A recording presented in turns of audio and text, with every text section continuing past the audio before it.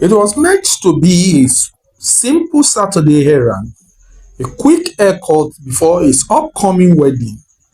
But for 28-year-old youth pastor Princewill Kena, that short trip would end in the tragedy. Within 48 hours, the man who once stood before his congregation preaching about love, faith, and hope would be found lifeless, shot 3 times in the head, and his killers would turn out to be men who also called themselves pastors. What followed was a heartbreaking journey of grief, deception, and delayed justice, a chase that stretched from Cross River State to Lagos, uncovering a dark network of corruption and betrayal inside Nigeria's religious and judicial systems.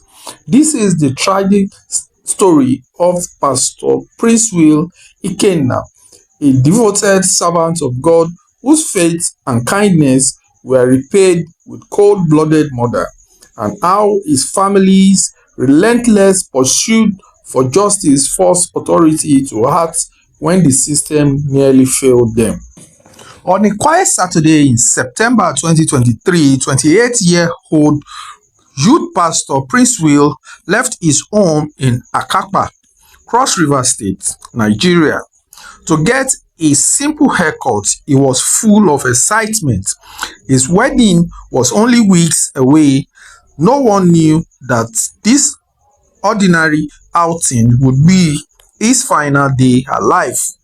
Princewill was a dedicated member of the Redeemed Christian Church of God, loved by his congregation for his humility and devotion. But when he failed to show up at church the next morning, alarm bell rang immediately. His mother worried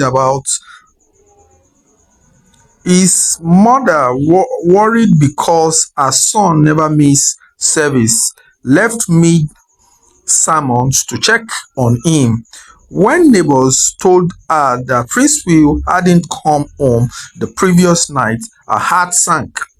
The family rushed to Akapa police station to file a missing person report, but officers advised them to wait 24 hours, a delay that would hurt them forever because the next day ended. Tragedy struck. On Monday morning, the family received a devastating call. A body had been found in an area called Grassfield, and they were asked to come identify it. When they arrived, their worst fears were confirmed. The lifeless body before them was Princewill's, brutally murdered with 3 bullets to his head. His Lexus RX 350 was missing. The family assumed it was a robbery, unaware that something far darker was behind his death. But there was one thing the killer didn't know. Princewill's car had a tracking device. His brother Ernest remembered this and quickly searched Princewill's documents to find the tracking company's contact. Within 30 minutes, they had shocking news. The car was in Lagos, over 700 kilometers away, barely 2 days after the murder. Without hesitation, Ernest, his uncle, and a police officer from Akapa traveled to Lagos. With help from the tracking company, they traced the vehicle to a mechanic workshop where it was being repainted and altered to hide his identity. The mechanic was immediately arrested and questioned. He claimed he was only doing his job, that the car had been brought to him by a man named Pastor Peter Uche. Police instructed the mechanic to call Pastor Peter, pretending the car was ready. When the pastor arrived, he was promptly arrested. At the station, he gave an unbelievable explanation. The car, he claimed, was a gift from one of his church members. When pressed to name the donor, he said he couldn't remember who gave it to him, an excuse that raises immediate suspicion. When officers informed him that the car's owner had been murdered in Cross River State, Pastor Peter insisted he had never been to Akapa, but his lies quickly unraveled when police questioned his wife. Without realizing the implications, she revealed that her husband had traveled to Akapa around the same time for a church program. Confronted with this, Pastor Peter changed his story again. He admitted he had indeed gone to Akapa to preach and that afterward, some men offered to sell him the Lexus. According to him, they told him to take the car to Lagos and pay later, a story the police found absurd. The case was then transferred to Panti Police Station in Lagos for further investigation. There, officers recognized Pastor Peter, remarking, "Pastor, you have come again," revealing he had been arrested several times before for other crimes.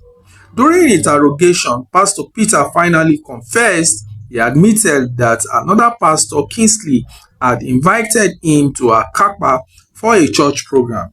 Afterward, he, Kingsley, and two others, Elvis and Barry, ambushed Princewill, killed him, and stole his car. Pastor Peter claimed he didn't pull the trigger, that it was Elvis, but admitted to driving the car back to Lagos that same night. When police examined his phone, they found frequent communication with another pastor, Valentine, also known as My Father, My Father.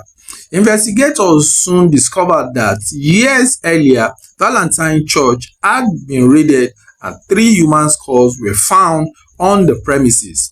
He was later arrested in connection with Princewill's murder. The case was transferred back to Cross River State for trial and assigned to Justice Ashu Ewa. The first 2 hearings proceeded, but just 2 days before the third, the family's lawyer received a sudden notice that the court date had changed. They couldn't attend, and what happened next was nothing short of shocking. On the new date, Justice Ashu Ewa allegedly released both Pastor Peter and Pastor Valentine on earth ground, but days later, NS received a video showing Pastor Peter back in Lagos, preaching in his church looking perfectly healthy. After their release, the case stagnated. The court claimed the judge had gone on a 6-month leave and proceedings were repeatedly postponed. 2 years passed and the Kena family still had no justice. Their cries eventually gained traction online, sparking public outrage and forcing the Cross River State government to intervene. On October 2025, the State Solicitor General and Permanent Secretary, Barrister Anthony Ekpenyong issued a statement detailing what went wrong. After the family petitioned to reassign the case in March 2024, the Chief Judge approved it, but the court official responsible for transferring the file failed to do so, allowing the case to languish. The officers had since been queried and transferred and referred for disciplinary action. The government announced that the Attorney General had directed the Director of Public Prosecutions to take over the case to ensure proper prosecution. The matter was reassigned and came up on October 13, 2025 for the arraignment of the accused pastor. However, Pastor Peter, though represented by his lawyer, failed to appear in court, and the case was adjourned to October 21, 2025.